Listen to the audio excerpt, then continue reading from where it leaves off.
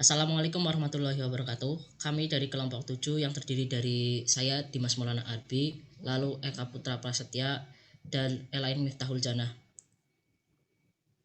Di sini kami akan mempresentasikan tentang cara penggunaan Microsoft Project.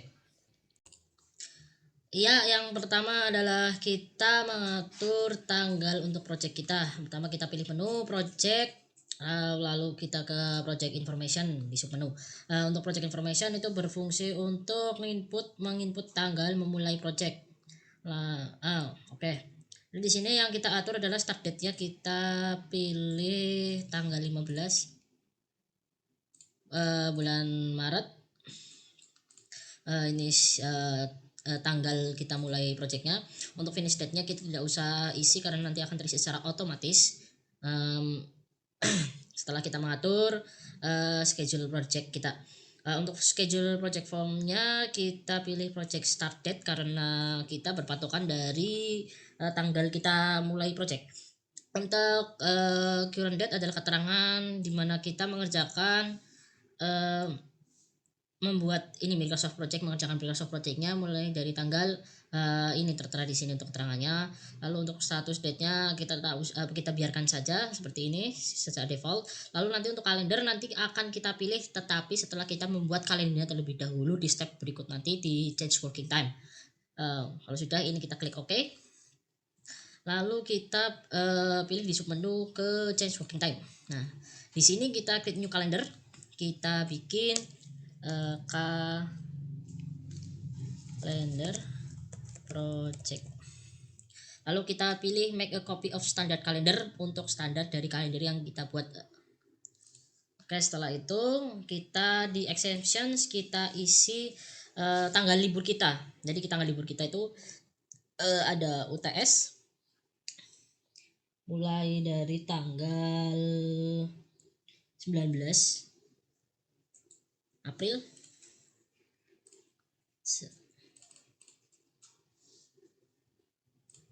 sampai dengan tanggal 5 Mei.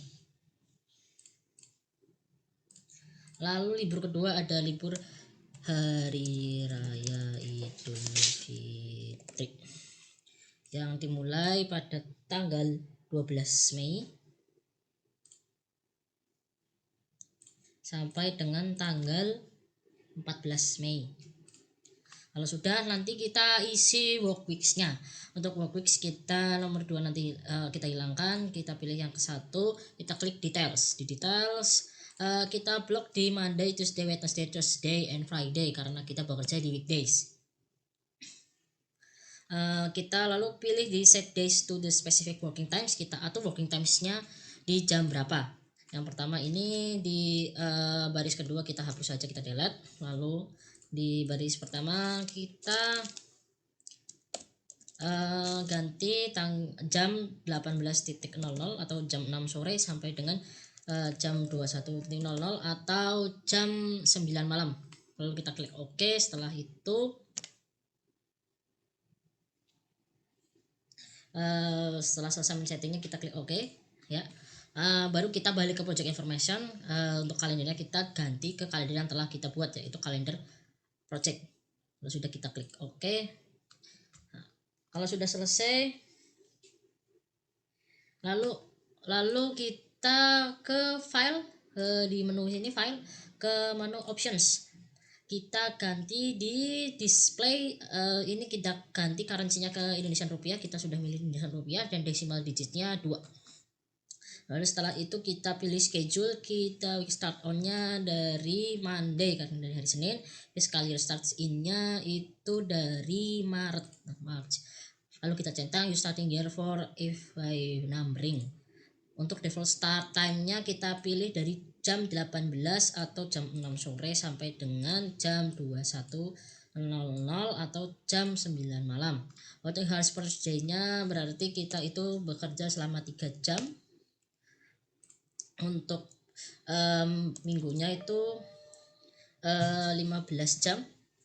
Untuk kerja harinya per bulannya itu sekitar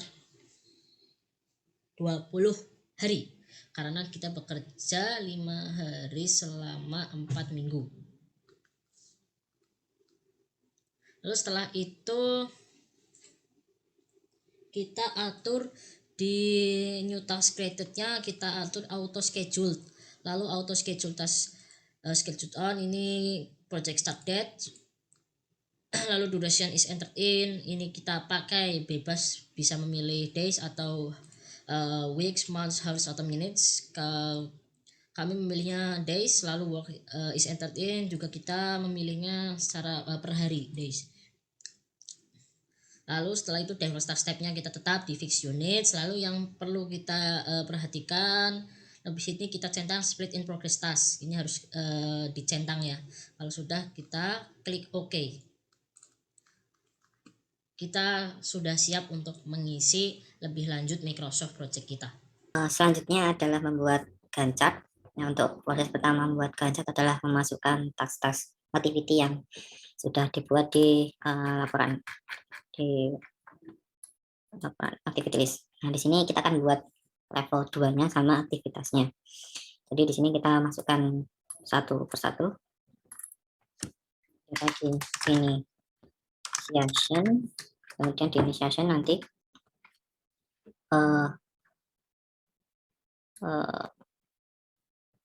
apa namanya, masukkan aktivitinya apa aja.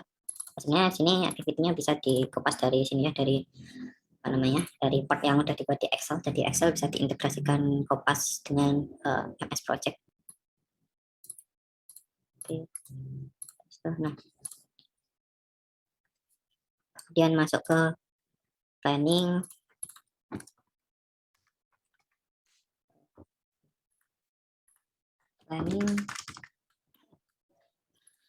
Planning dari sampai AP, diskusi kerja sampai AP.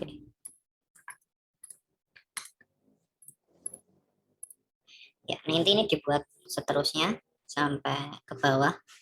Jadi di sini akan saya skip terlebih dahulu. Ini setelah dibuat activity listnya, nah di sini udah muncul otomatis tanggalnya. Jadi di sini mau saya hapus dulu.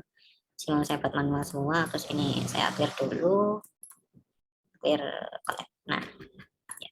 Kemudian langkah selanjutnya adalah memasukkan durasi. Nah, dari laporan durasinya kita masukkan saja ini. Sebelum masuk durasi ini dibuat level dulu, subtask. Coba ini dibuat subtask, ini ke sini. Jadi yang buat subtask tuh pakai namanya indent task. Planning, execution, monitoring. Ini monitoring, controlling. Oke. Jadi ada level 2, level PPS level 2-nya. Ada initiation, planning, execution, monitoring, controlling, closing. Sampai sini udah oke. Kemudian masuk ke durasi. Kita masukkan durasi secara manual juga. 5, 2, 2. Ini saya skip biar lebih cepat. Ya, jadi setelah di ketikkan manual, di sini 5221 terus 11442 seperti itu. Kemudian di sini taskboardnya kita buat auto schedule. Dari itu nanti start sama finishnya akan otomatis. Jadi sini startnya sudah dikonfigurasi sebelumnya. Startnya 15 April 2021 hari Senin. Nah, kemudian langkah selanjutnya adalah membuat predecesornya, memasukkan data predecessor sama seperti yang ada di laporan. Kita masukkan di sini nih level 1 predecessor satunya ini. Kemudian activity 3 predecesornya 2. Kemudian dimasukkan activity 3 predecesornya 42. Ini saya skip juga biar lebih cepat. Nah, setelah ditambahkan predecessor, maka otomatis tanggalnya akan berubah menyesuaikan predecessor sama durasinya. Kemudian di sini yang perlu diperhatikan adalah untuk predecessor yang tanpa ada format hurufnya ini ini berarti otomatis dia formatnya adalah FS, jadi finish to start. Jadi kegiatan ke-1 itu untuk masuk ke kegiatan kedua, kegiatan 1 harus selesai terlebih dahulu. Jadi misalnya untuk kegiatan 3, kegiatan 2 harus sudah dilalui terlebih dahulu. Kemudian di sini ada SS. Jadi untuk FS akan catnya seperti ini. Jadi kegiatan ini harus selesai terlebih dahulu baru masuk ke kegiatan 3. Kegiatan 2 selesai dulu baru masuk ke kegiatan 3. Kemudian untuk 3SS ada yang start to start. Jadi di sini kegiatan 3 dan 4 ini berbarengan. Jadi ketika 3 mulai, 4 juga mulai. Jadi pekerjaan 3 dan 4 ini mulainya berbarengan. Kemudian ini ada start to finish, artinya start to finish itu pekerjaan 1 bisa selesai jika pekerjaan 2 sudah dimulai. Jadi pekerjaan 1 bisa selesai bila pekerjaan 2 sudah dimulai. Jadi pekerjaan 14 sama 29 itu baru bisa selesai ketika pekerjaan 17 itu dimulai. Ya baru mulai, setelah mulai. Artinya di sini ini pekerjaan 17, ini baru pekerjaan 14 sama 29, 14 di sini. Misalnya 14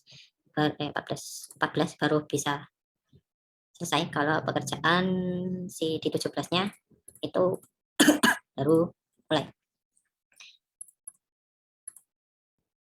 Kemudian jadi bisa juga diberi lag tiap aktivitinya, misalnya di lag 12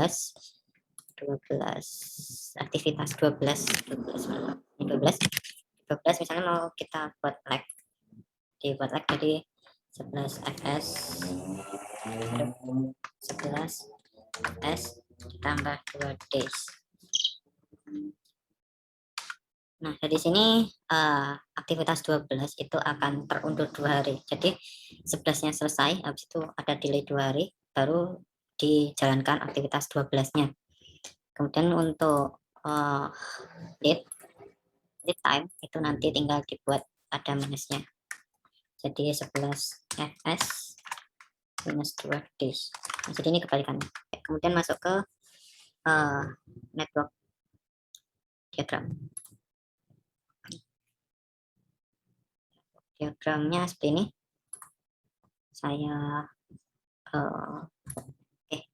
di sini ada nama yang menu collapse box. Jadi di sini kita bisa buat besar atau kecil. Jadi untuk yang format ini bisa cuma ID-nya doang yang muncul. Kalau di sini kita bisa lihat fullnya.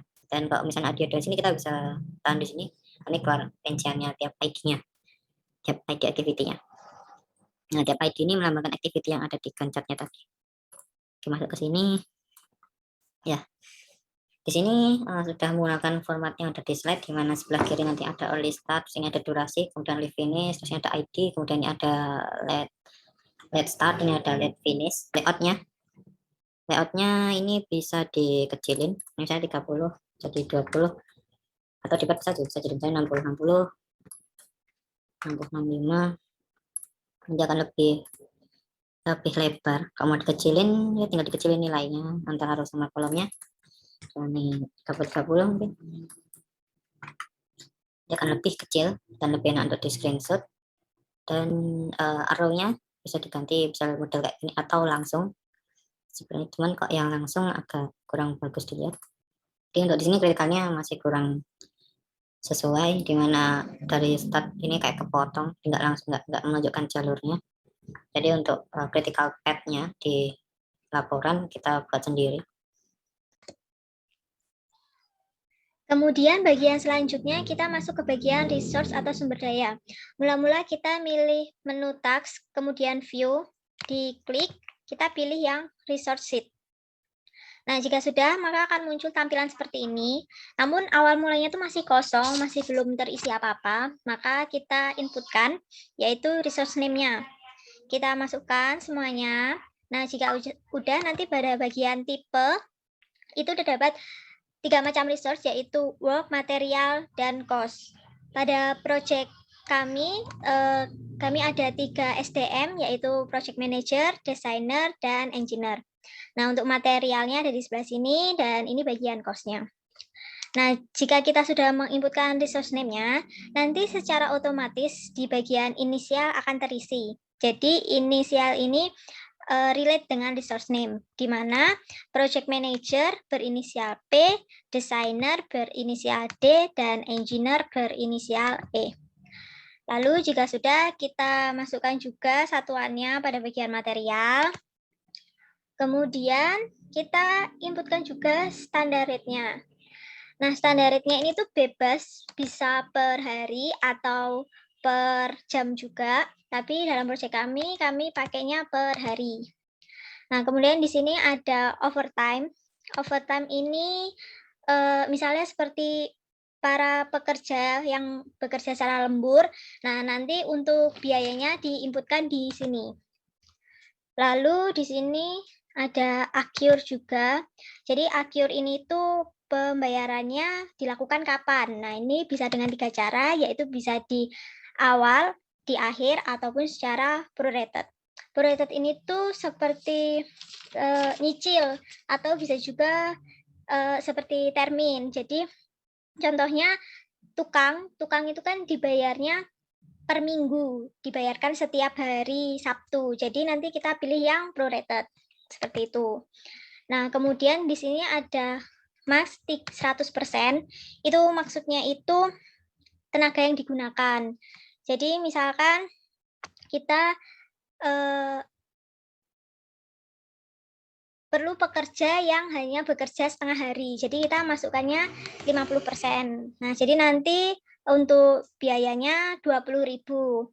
Kemudian kita bisa juga mengisi dengan 200%. Jadi 200% ini maksudnya dia bekerjanya tuh seolah-olah seperti 2 orang. Jadi nanti bakal ada tambahan biayanya, tambahan cost-nya. Nah, tadi kan kita coba ya, 50% itu dia munculnya pada MS Project ini muncul warna merah. Nah, ini tuh kita lakukan leveling resource. Jadi kita dapat melakukan dengan cara menambahkan waktu. Jadi ini SDM-nya tuh nggak cukup, kita tambahkan waktu. Tapi kalau misalkan kita nggak pengen waktunya berubah, jadi pengen waktunya itu tetap, ya kita tambahin persennya jadi 100%. Nah, nanti hilang. Nah, jika sudah terisi semua, kita balik ke Gantt. Nah, pada Gantt nanti kita pada resource name kita inputkan dengan cara klik panah yang mengarah ke bawah. Nah, kita pilih resource-nya sesuai dengan aktivitasnya. Jadi kalau melakukan riset itu kita perlu sumber daya apa? Nah, kita perlu kuota internet. Nah, kita masukkan. Terus juga misalkan pada aktivitas 8 itu membuat timetable. Nah, timetable itu kita butuh siapa? Butuh project manager, seperti itu. Nah, untuk biaya cost-nya itu kita bisa inputkan di sini juga dengan cara double klik. Kemudian kita pilih resource. Nah, di sini kita bisa inputkan cost-nya berapa. Kemudian pilih OK. Nah, jika kita sudah menginputkan semuanya, kita bisa juga membuat kurva S dengan cara kurva S-nya itu ada di menu report, kemudian klik visual report. Nah, di sini kita, nah ini dihilangin aja, pilih yang cash flow report. Nah, ini kan udah membentuk kurva S ya. Nah, nanti kita tinggal klik aja view. Nah, nanti dia akan mengimport data ke Excel. Jadi nanti kurva S-nya itu akan muncul di Excel. Nah, namun kalau misalkan kita mau lihat total cost-nya, nah itu bisa juga di project, kemudian project information, pilih yang statistik. Nah, di sini itu muncul. Jadi, project itu mulai dikerjakan pada tanggal 15 Maret 2021 dan selesai dikerjakan pada tanggal 30 Juli 2021. Untuk waktu pengerjaannya itu selama 84 hari. Nah, untuk total cost-nya itu ada Rp2.258.300. Ini sesuai dengan perhitungan kami di Excel. Nah, ini Ini juga hasilnya Rp2.258.300.